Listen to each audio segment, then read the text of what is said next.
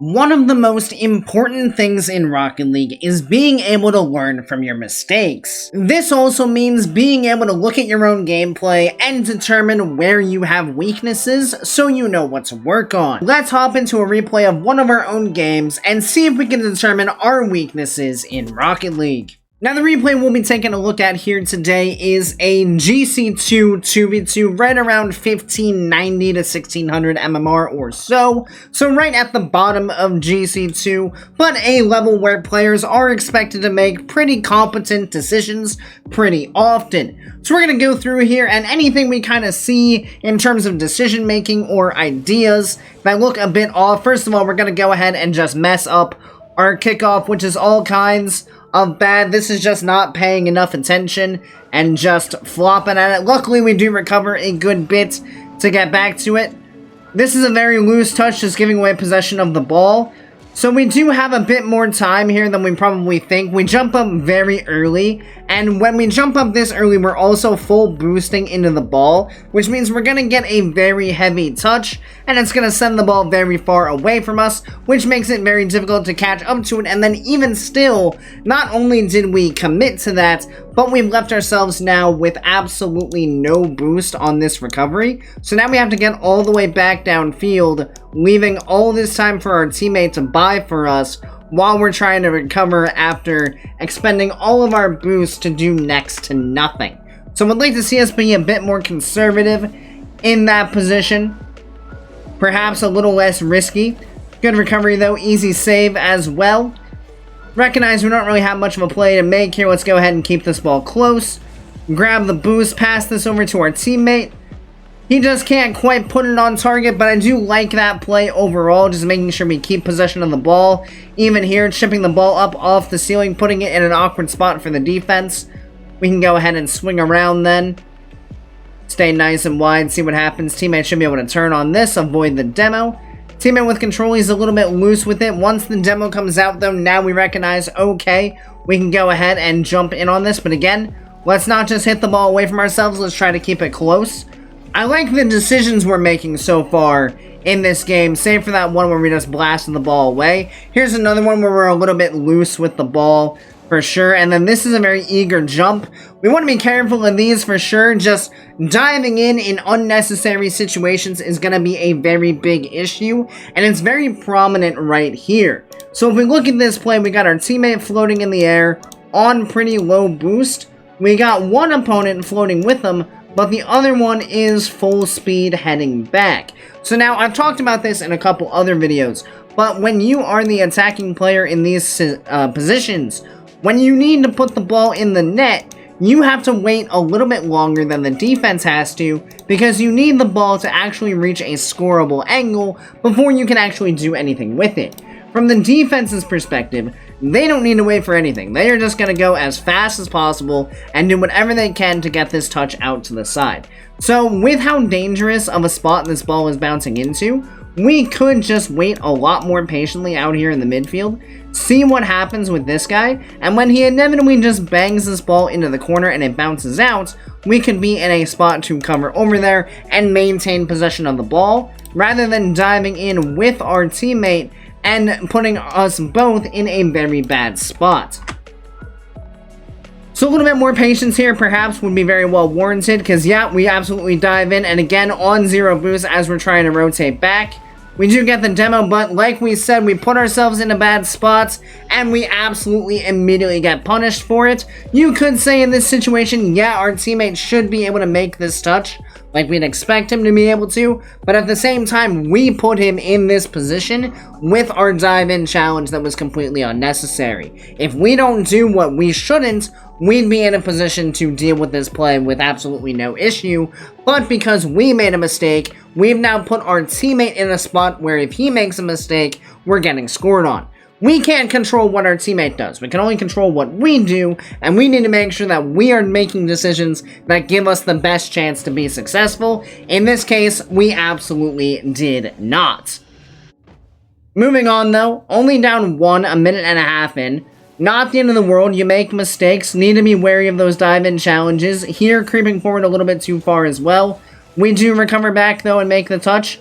Just force out. Good job not diving. Teammate has the touch. Let's go ahead and take this guy off the field to buy our teammate some space. This is all well and good. Some nice patience here in the midfield. Make sure we play this sensibly. Just up the wall. Sure, why not? Would like to see this not bounce so much into the midfield. Maybe in this case, instead of like playing on the right side of the ball and tapping it mid, like if we look here, our teammate is not going to be in a position to receive a pass. So maybe when we want to get more under the ball and play it up into a position where we can follow it up rather than playing it out in a position where our opponents can follow it up. So maybe a bit more sensibility in how we're touching that ball would be warranted rather than putting it in such an awkward spot. Gonna force across though, help our teammate out there. I like that cut of rotation just to make sure our teammate is as comfortable as possible. Ball into the air. This is just a rush jump. This is a very sloppy aerial work. So realistically, we could just drive up the wall a bit earlier, but we drive all the way to the corner, which now makes the angle we have to jump at a little bit sharper. We could have just driven up the wall on the flat of the back wall and would have had a far easier angle to play this at while still being able to manage our momentum effectively. But once we got to the corner, it was all kinds of messed up. Good jump up here, good thought just to try to not allow any further touches. Teammate does get the clear. We missed that one pad. We're in a very awkward spot here playing across. Teammate does get the touch. Let's go ahead and grab this boost. Play around that first opponent. Go ahead and challenge out. Can't quite get the win, but I don't mind the pressure we apply there. We're back in plenty of time. We can jump up here. Teammate goes for the demo. And this is a very good idea to go for the shot here. So what we see is our teammate taking the last defender basically out of the play. So if we put this ball on target with enough force, it's going to be in the net regardless. Teammate does go ahead and solidify it. But good idea there from us to put that ball on target after seeing our teammate go for that bump there in the midfield. Decent kickoff. We see the ball going back into our half, so let's recover back to a spot where we can be supportive. Let's not risk the mid boost when we don't have to. Patience here. Teammate with the win. We don't have to do much in this situation. We just calmly sit and wait and see what our teammate does, and it gives us the 1-goal lead. Ball popped up. This is hesitation here. You gotta make the choice. You can't be stuck in the middle ground. You either gotta jump right now or you gotta go back. There's no waiting until after the opponent jumps and then jumping, and that's exactly why we get beat out there. There's too much hesitation in that decision. Needed to make one or the other, not get stuck in between. Good solid kickoff once again. Teammate pushes forward, actually catches the defense out, and just like that we get that goal right back, which is fantastic. Up by 2 once again. Minute 40 to go. No one wants to play defense right now. Pop this to the backboard. Opponent makes a great touch. Pop it back to the backboard, and teammate scores it. This is a really nice play overall. So what we see here, we pop it to the backboard. We force the opponent to go make this touch, which he does, but we know he was the one cheating up on kickoff, so we know that he can't have a whole lot of boost left after he makes it. So, now, what can we do to put them in an even more awkward spot? We could try to just shoot this ball, but because we don't have a lot of momentum going, any shot is probably easily saved, since that opponent, even on 0 boost, can still reach the crossbar with a normal double jump. So instead, we play the ball back to the backboard, and we bait him into jumping once again, and he can't reach above the crossbar, which then leaves my teammate a free shot to come in for the goal, and we establish a 3-goal lead with only a minute and a half to go. Another scuffed kickoff, another good recovery though to get back to it. Now it's all about just controlling the game, making sure we don't do anything too risky. Decent challenge here. Not sure about this idea though. Putting our teammate in a very bad spot, and this is all about lingering far longer than we need to. So teammate rotating back, he gets the full boost. We pinch this off the corner wall. There is no reason that we really need to go for this because we are not going to be able to generate a powerful touch. We could instead either just leave the play and play safe, or if we want to play a bit more aggressively, which I don't recommend in the situation we're in right now, we could go for the demo here. But I don't think trying to go for this touch is the right idea, because you can even see how close our teammate was, and he had a much better opportunity to play that ball than we did, and because we overstayed our welcome, we again put our teammate in a very unfavorable spot, and our teammate just can't quite get the ball out of the path of the net. So unfortunate, but again, we put our teammate in a bad spot, so that is on us. Little bit of a rush jump here. We actually could have taken a bit more time. Since our opponent was just rushing back to net, there really was no reason we needed to jump up super early. That's just awareness over anything. Just keeping an eye on where your opponents are going and making those decisions based off of that information. Teammate, good challenge. See what we do here. Force it out. Go ahead and jump up. Again, maybe a little bit ambitious with the fact that we were under the ball, but it works out in this case. Teammate pushing forward. Again, just being patient, recognizing when we can go for the ball. We see an opportunity right here. Alright, let's take it. Bump this opponent out, steal his boost. Go ahead and get out of the play then as well. Just making sure we're keeping both defenders involved in defense as often as possible. That's really what you want to do. If you have both defenders on defense, it's very difficult for your opponents to be able to crack.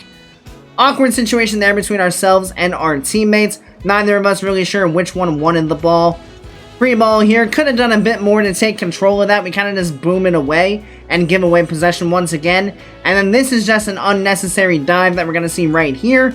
And now we put ourselves again. We've noticed a theme. So we're talking about recognizing our weaknesses. And I think one of our biggest weaknesses right now is diving in on offense, putting ourselves on low boost, and putting our teammate in a very unfavorable spot where he has to try to defend while we recover back. So any goals that we give up after we make these commitments are entirely on us because we are putting our teammate in a position where any mistake is punished with a goal. If we just drove back, we would keep both players fully on defense and it would be totally fine. We would have no issues.